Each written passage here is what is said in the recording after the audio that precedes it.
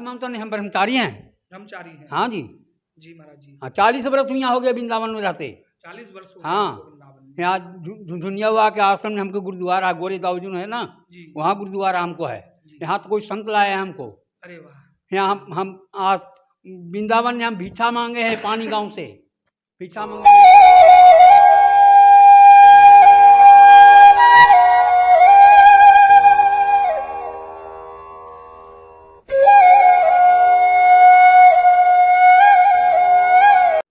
मैं तीर्थ पुरोहित राम शर्मा श्रीधाम वृंदावन से अपने यूट्यूब चैनल मेरा ब्रज मेरा वृंदावन में आपका स्वागत करता हूँ। आज मैं आपको एक ऐसे दिव्य संत का दर्शन कराने जा रहा हूँ जहाँ आप लोग स्वयं देखकर आप कहोगे कि संत बिन हरि कृपा मिले नहीं संता, बिन हरि की कृपा के तो संत होते ही नहीं है। और ब्रज में ऐसे ऐसे संत वृंदावन में वास करते हैं जो मैंने आपको अपनी आगे वाली वीडियो में बताया कि जिनके दर्शन बड़े दुर्लभ होते हैं। आज मैं आपको ऐसे ही दिव्य संत श्री सीताराम जी के दर्शन कराना चाहूँगा जो 12 महीना 300 दिन भगवान श्री कृष्ण की भक्ति में विलीन होते हैं। उनको कुछ नहीं चाहिए, ना जग चाहिए ना कुछ चाहिए, कि मन लागो फकीरी में यार। उनको तो केवल ठाकुर जी से प्रेम है कि ये मनुष्य जन्म जो मिला है वो 84 लाख योनियाँ भोगने के बाद मिलता है, कि लख 84 भोग के और मानव योनि पाई, और चेत हो जाए तो चेत ले प्राणी फिर लख 84 आई। तो हम लोगों को ये जन्म मनुष्य जन्म जो मिले वो लख 84 लाख योनियाँ भोगने के बाद मिले। तो भी इस विषय में सौभाग्य होता है कि ऐसे दिव्य संतों का मैं भी दर्शन करूं, इस शरीर को पवित्र करूं और अपने माध्यम से हर हरि भगत को ऐसे दिव्य संतों का मैं दर्शन कराऊं जो मानसिक रूप से एवं शारीरिक रूप से श्रीधाम वृंदावन नहीं आ सकते हैं, या श्रीधाम वृंदावन आते तो हैं पर मेन चीज़ दर्शन करके प्यारी प्यारी चीज़ें ठाकुर जी के दर्शन करके लौट जाते हैं, लेकिन संतों का दर्शन नहीं कर पाते हैं। तो ऐसे ही आज दिव्य संत में सीताराम जी का आपको दर्शन कराऊंगा। देखो, पहले महाराज जी की मैं आपको व्यवस्था बताता हूँ। प्रसादी जी की व्यवस्था, ये बाबा का चूल्हा है जहाँ बाबा अन्न पकाते हैं, और अन्न पकाने के बाद भगवान नारायण की सेवा करने के बाद, भगवान का भोग लगाने के बाद उस अन्न को ग्रहण करते हैं। आप लोग ये दर्शन करिए, ये एक दिव्य मंदिर है जहाँ 4 दीवारियों में बाबा विराजमान रहते हैं। ये आप लोग स्वयं अपनी आंखों से देखेंगे, जहाँ कोई भी सांसारिक साधन नहीं है, केवल भगवान का भजन, भगवान का संकीर्तन। देखिए आप करीबन ये सामने नज़र मारेंगे, और ये दिव्य सुगम स्थान है। ये चौखटों पे दीमक लगी हुई है जिसमें अगर आप मैं जोर से हिलाऊंगा तो शायद ये टूट जाए, लेकिन ये यहाँ उनकी किवाड़ बनी हुई है, ये कुटिया बनी हुई है। मेरे साथ में संत विराजमान है, संत सीताराम दास जी महाराज। राधे राधे महाराज। मैं ब्रजवासी बालक राम शर्मा आपको प्रणाम करता हूँ, मेरा प्रणाम आप स्वीकार करिए महाराज। महाराज आप लोग यहाँ विराजते हैं और भगवान श्री हरि का संकीर्तन करते हैं, तो आप कितने वर्षों से इस कुटिया में विराजमान है महाराज जी? यहाँ तो 25 वर्ष से कम है। 25 वर्ष से? हाँ। तो आप यहाँ से इस कुटिया को छोड़ के कहीं बाहर नहीं जाते हैं महाराज जी? नहीं, कहीं नहीं जाता हूँ, केवल कुटिया में वास करते हैं? हाँ, यहाँ वृंदावन गोपेश्वर मंदिर में रमान जी के पाठ करता हूँ। अच्छा, वाह। हाँ। तो महाराज जी आपकी प्रसादी वगैरह की क्या व्यवस्था है, सब गोपाल जी करते हैं?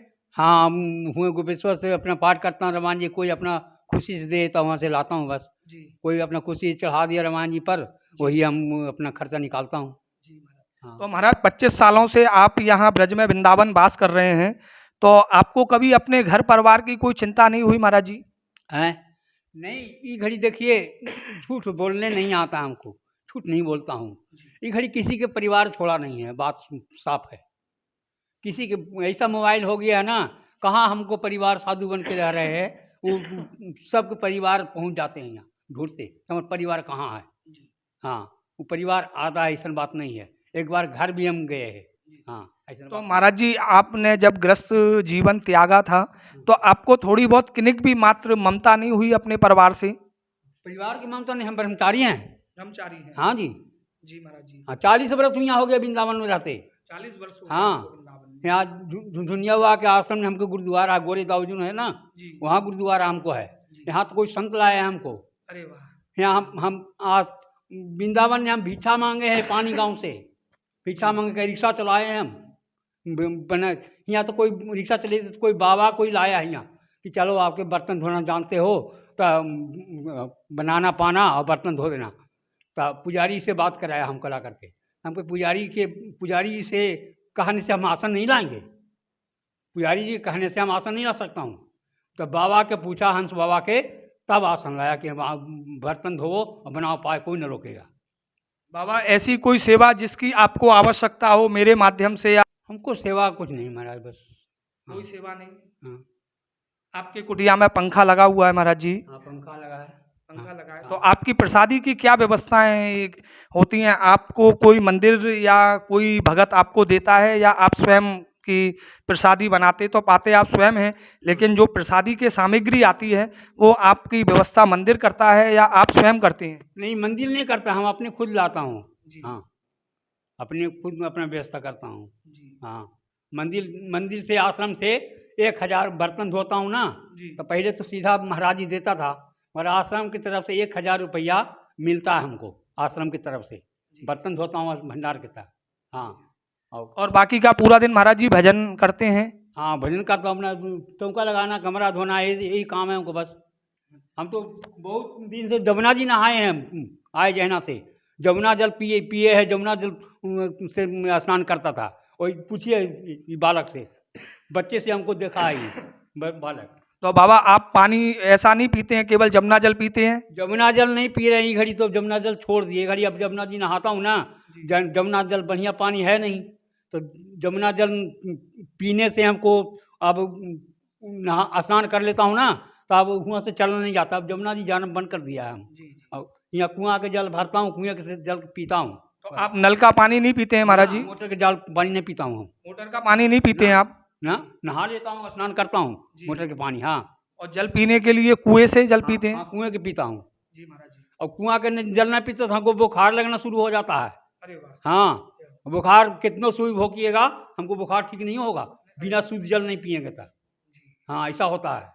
ये महाराज जी भगवान की बगैर कृपा के तो संभव ही नहीं है। हाँ। क्योंकि आप पे ठाकुर की कृपा है, आप भजन करते हैं और कुएं का शुद्ध जल पीते हैं, जमुना जल पीते हैं, नल का पानी आप पीते नहीं है। फिर भी कोई आप ऐसी कोई सेवा जिसकी आपको सबसे ज़्यादा आवश्यकता हो, तो कोशिश बिहारी जी की कृपा से अगर होगी तो उसकी कोशिश, उसको जरूर पूरा किया जाएगा। आप एक बार अपने कुटिया का दर्शन कराएंगे महाराज जी? हाँ, दर्शन कराएंगे। आइए मैं आपको दर्शन कराता हूँ। नहीं, बाहर से ही हो जाएगा, एक बार मैं आपको दर्शन कराता हूँ दिव्य संत की कुटिया का। जहाँ आप देखिए, ये दिव्य संत की कुटिया है, जहाँ हम लोगों को भी शायद अंदर जाना मना है, क्योंकि वो लोग कह रहे हैं कि हम लोग साधु संत हैं। और ऊपर में रामायण रखी हुई है, आप देखिए। और ये आप देख सकते हैं, ये उनका दिव्य स्थान है, कमरा बना हुआ है। एक छोटी सी गैस है जो भी मुझे लगता है शायद खराब है, और एक छोटी सी सुंदर घड़ी है। ये बर्तन रखे हुए हैं महाराज के, संत के प्रसादी बनाने के। चूल्हे पे महाराज प्रसाद बनाते हैं और भगवान श्री नारायण का, भगवान श्री हरि का भजन करते हैं। 4 जोड़ी इनके ये कपड़े टंगे हुए हैं। बता रहे थे कि रोज़ धोता हूँ, रोज़ इनको सुखाता हूँ और नित्य प्रति ठाकुर जी की सेवा से पहले इनको पहनता हूँ। नहीं, सेवा करते तो कोई यहाँ पड़ी पानी भरने नहाने में दिक्कत होता है, तो हैंड पंप लगाना, तो यहाँ किधर आप बताओ मुझे एक बार, कहाँ हेड पंप लगवाएंगे आप?